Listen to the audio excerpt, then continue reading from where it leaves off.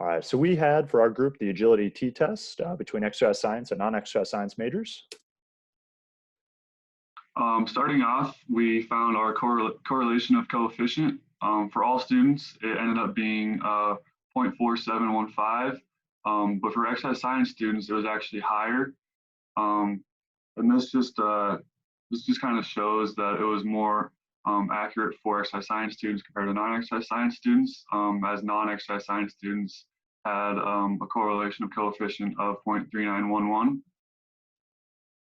And then for the coefficient of determination, which is just the correlation of coefficient squared, it's the same thing. All students, it was 0.2223. And again, it was higher for exercise science students compared to non-exercise science students.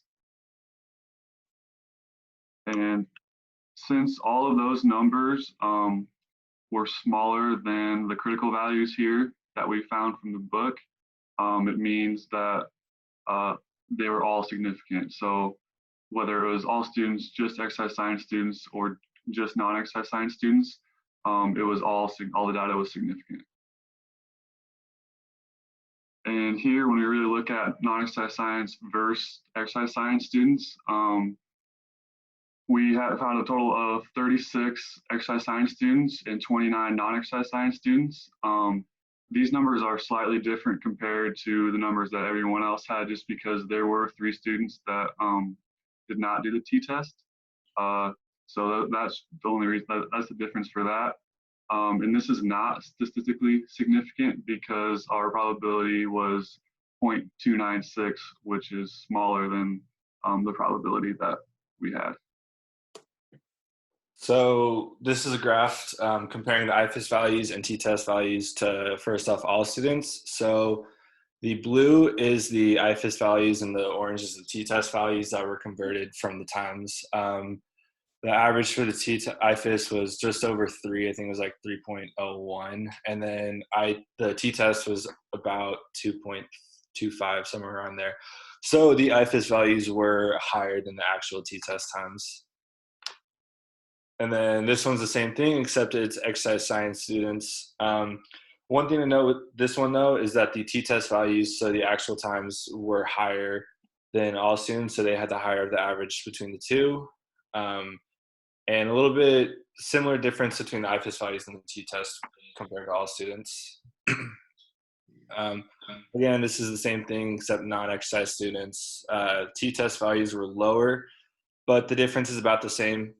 So one thing that we determined was that exercise science students were generally more in physical shape t-test wise than non-exercise science students. So this next few graphs talks about how accurate all the students were at estimating their physical fitness with the use of IFAS. So for this first graph, we're talking about the accuracy of estimation for all students. 29% of the students was pretty accurate as estimating their physical fitness, and 71% were not. So basically, if they wrote down 2 on their questionnaire and they actually performed at a 2 for the t-test, then that's a yes. And if the numbers are different, then they have a no. Good. So for this accuracy of estimation, this is for the exercise science students. So 31% was a yes and 69% was a no. And this one is the non-exercise students, and 28% was a yes and 72% was a no. And last but not least, these next graphs compared basically how fit the individuals were.